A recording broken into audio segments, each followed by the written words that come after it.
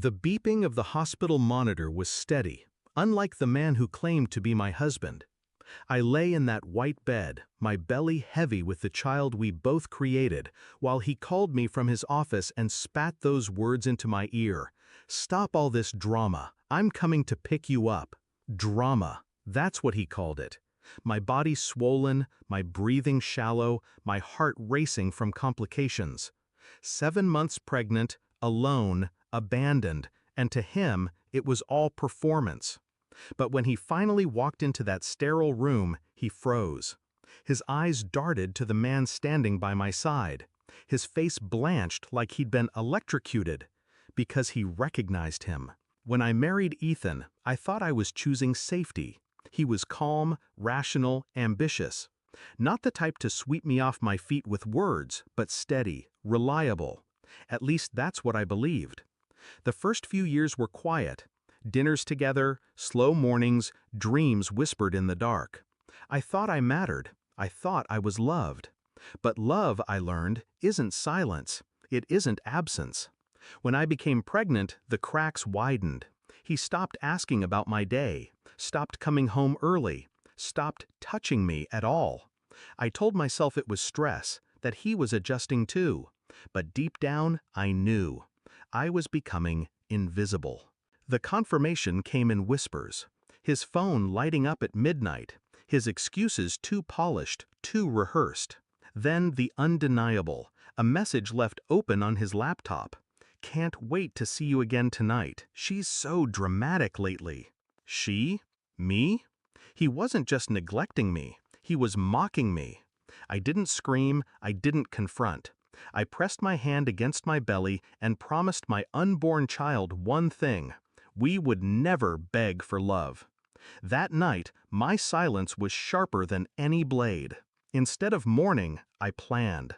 I gathered evidence, photos, messages, receipts, enough to end him legally, financially, socially. But I didn't rush. I wanted precision, timing, impact. And I had an ally, someone Ethan never thought I'd turn to: my obstetrician. Dr. Lewis had been more than just a doctor through my pregnancy. He'd been a lifeline, steady, patient, present when my husband wasn't. He wasn't family by blood, but by action, by choice. He promised to stand by me, not just medically, but in the war I was quietly waging. When complications landed me in the hospital at 7 months, Ethan didn't show. Not at first. Not when I needed him. But Dr. Lewis did. He sat by my bed, chart in hand, speaking to me like I mattered. And when Ethan finally called, dismissing my crisis as drama, I knew exactly how to let the truth cut. I told Ethan to come, calmly, almost inviting. And I made sure Dr. Lewis was standing right there when he walked in. The door opened. Ethan stepped inside, phone still in his hand, ready to sneer. And then he saw him. Saw Dr. Lewis standing protectively near my bed, one hand resting lightly on the railing, his eyes steady on mine. The recognition hit him instantly.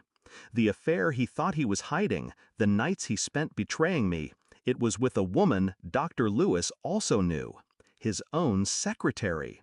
The air snapped between us like a live wire. Ethan's face drained, his lips parted, his phone slipping slightly in his grip. I didn't raise my voice. I just said, softly, "This is the man who's been standing by me. Can you say the same?" He opened his mouth, but no sound came out.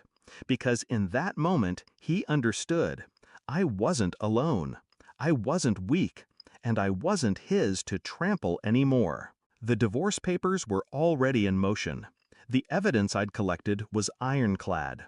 With Dr. Lewis's testimony and the documentation of neglect, Ethan had no ground to stand on. His reputation cracked first, then his finances. And finally, the silence he used to weaponize against me became his own prison. I didn't take him back. I didn't let him grovel. I walked out of that hospital room knowing the child inside me would never have to watch me beg for scraps of affection. Ethan thought I'd be too fragile, too pregnant, too emotional to fight. But betrayal has a way of sharpening you. So when I saw his face that day, white, frozen, electrified by his own reflection, I knew the war was over, and I had won.